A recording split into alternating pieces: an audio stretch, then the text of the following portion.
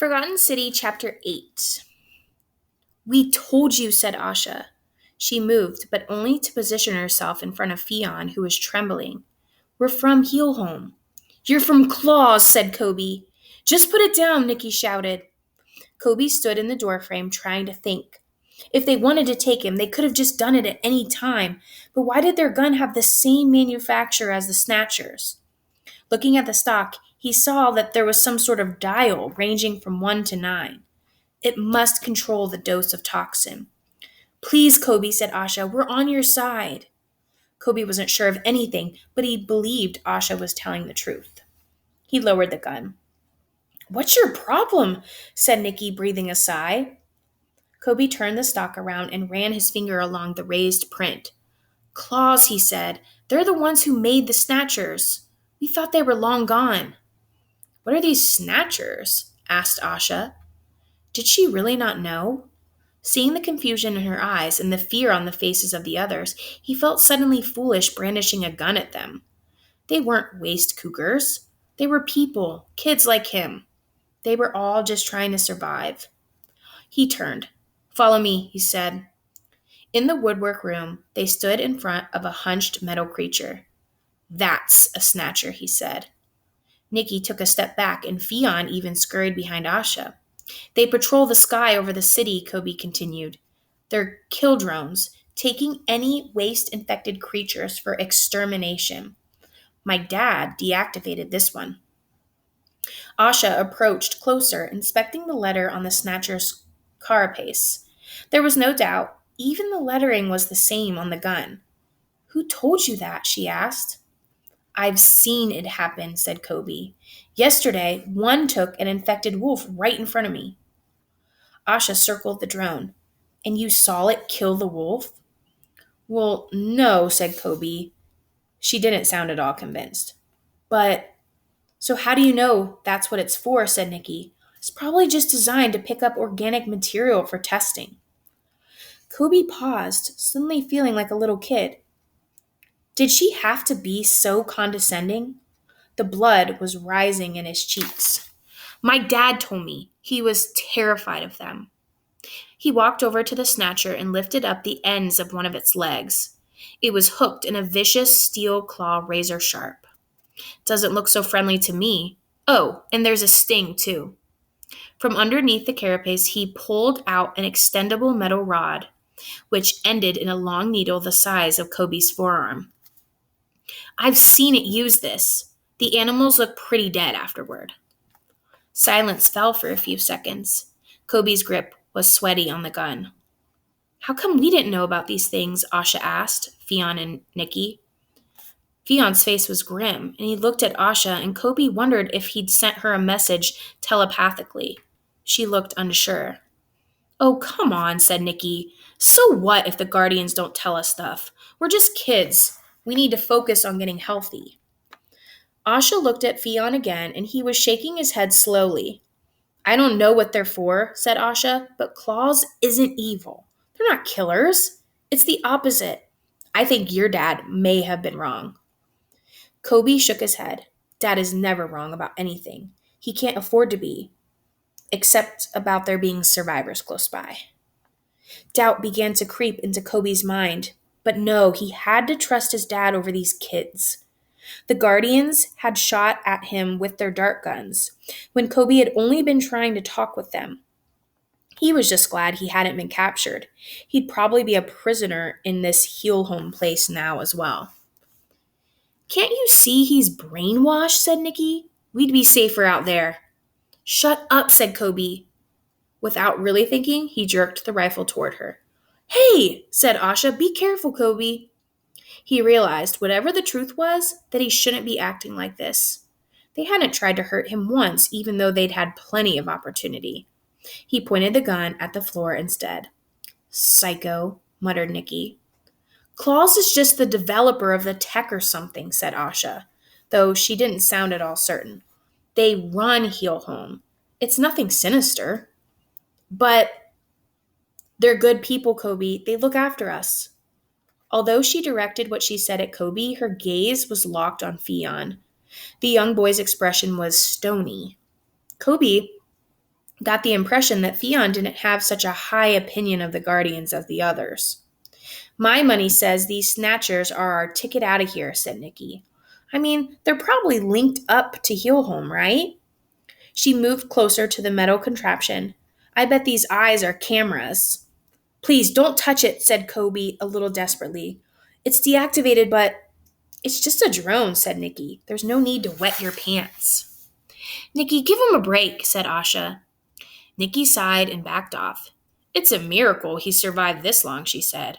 I'm just trying to get us home alive. This is my home, said Kobe. I was raised here. It was always just me and my dad. I can't leave, not until I find him. And I don't think I want the Guardians' help anymore. Look, I appreciate you looking for me, but I never asked for any of it. You say this heel home place is safe, but at least here we could do whatever we want. And we are safe. We have protocols. And I've only just met you. He backed away, overwhelmed by it all. I can help you get back to the transport, but I'm not turning myself in. Nikki was staring at him with something close to contempt, but Asha offered a small, sympathetic smile. Fionn, can you show him? She asked. Show me what? Said Kobe. Heal home, said Asha. You don't have to take our word for it. The boy hesitated a moment, as though afraid. It won't hurt, urged Asha. Kobe placed the gun on the table and Fionn approached. His face had paled, the freckles standing over his thin cheeks. He turned and looked at Asha again, and she said, You could do it, Fionn. Show him. He put out a hand toward Kobe's head. Close your eyes, said Asha. It might feel a bit weird. Kobe was lost. He didn't know who to trust or what to believe, but he couldn't see how this small, scared boy could possibly be planning to harm him. Asha smiled again reassuringly. Kobe let his eyelids drop. Then he felt Fionn's fingers touch his temple. No one had really touched him like that, so deliberately before. Slowly, lights began to intrude from the perimeter of his vision. Then the scene cleared, and he saw what looked like a game taking place, with kids and grown-ups, 20 or more, tossing a frisbee between them. It was in some sort of hall. All the kids wore the same gray uniforms, and the adults were dressed in a variety of different colored tunics. He saw Asha leaping up and snatching the frisbee from the air, heard cheering. He noticed Nikki, too, looking bored, chatting to another boy, tall and lean like a rock climber, with hair falling over one side of his face. Kobe was amazed at what he was seeing. And then he saw Fionn himself, waiting in a corner by the sidelines. He looked isolated. The shouts of the players dimmed, and Kobe could sense an emotion building, one of fear, anger. And then the Fionn in the vision looked up and seemed to meet Kobe's eye. The vision faded. Kobe opened his eyes and saw Fionn had retracted his hand. That was amazing, he said. Fionn's powers are unique, said Asha, but the young boy didn't seem to hear. He turned away. Kobe stared after him. I was talking about that place. Was that Heelholm? Asha nodded. And those people, were they were the Guardians? We told you, they look after us, said Nikki. Kobe had a dull pain emanating right from the spot Fionn had touched and massaged it. His brow felt hot, and the edges of his head felt like they were prickling with static. It must have been Fionn's emotions he had felt in the vision.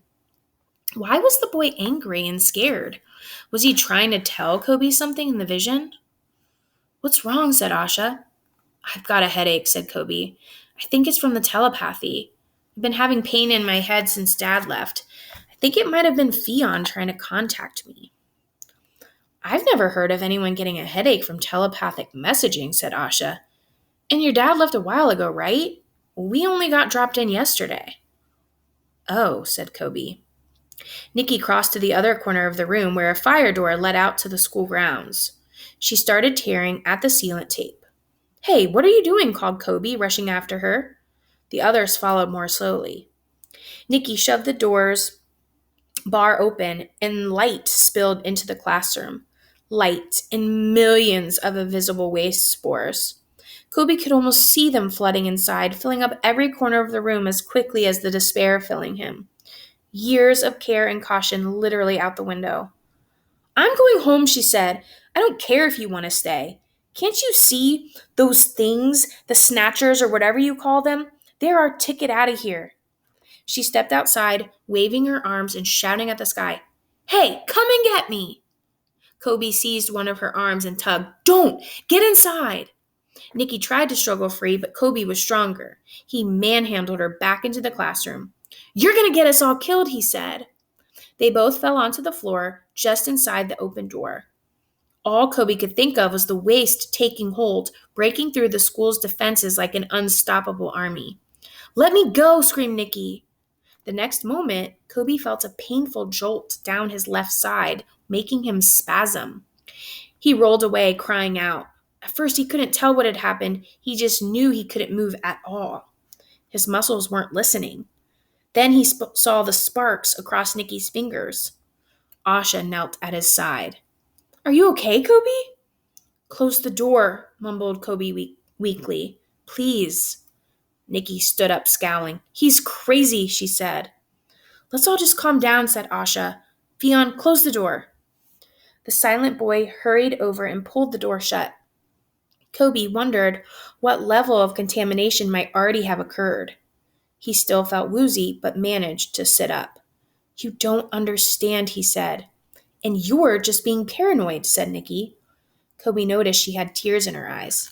"Not everything and everybody are out to get you. The Guardians—" "Wait," said Asha, head jerking up, hyper-aware. "I sense some—" A low growl cut her off. "What was that?" said Nikki. Through the classroom blinds, Kobe could see a huge shadow, moving alongside the window. Kobe gripped Asha's arm and she helped him to stand. Adrenaline pounded through his body, giving a bit more life to his limp right side. He put his fingers to his lips, but the others didn't need telling. All their eyes were fixed on the creature prowling outside. Then the shadow vanished. After a few seconds, Nikki whispered, "I think it's gone." With a crash, the door shook as something slammed into it from the other side. They all jumped. Fionn backed away quickly. "It's trying to get in," said Asha. "We have to go," Kobe said. He stumbled with the others towards the classroom door. Smash! The fire door broke free of its upper hinges, and on the other side, Kobe saw shaggy gray fur and a single yellow eye. "Wolf!" he shouted. "Go!" Their shoes slapped and squeaked down the central hallway as they ran. Kobe was limping, his muscles along his left side stubbornly refusing to fire after Nikki's shock. At the junction of the corridors, he looked back to see the wolf prowl from the classroom, too. It paused, breathing labored, about 100 feet away. A crossbow bolt was jutting from its foreleg. It was the same creature Kobe had encountered in the city. "It must have tracked us here." And then Nikki got its attention. "The dart gun's still in the classroom," whispered Asha. The wolf's head hung low, tongue lolling.